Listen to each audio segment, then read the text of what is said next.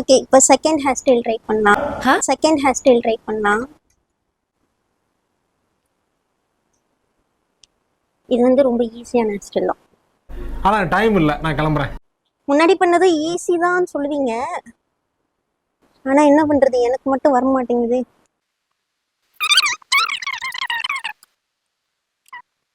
One eternity later. Okay, done. இந்த hair ஸ்டைல்ல ஒரே ஒரு மைனஸ் இருக்கு. என்ன அப்படின்னா, ரகசியமா தான் சொல்ல முடியும், காதை கொடு. லைட்டா சொட்ட தெரியும். வாழ்க்கை நமக்கு எது கத்து கொடுக்குதோ இல்லையோ, 25 வயசுக்கு மேல சொட்ட வந்துரும்னு மட்டும் கத்து கொடுக்கும். ஓகே,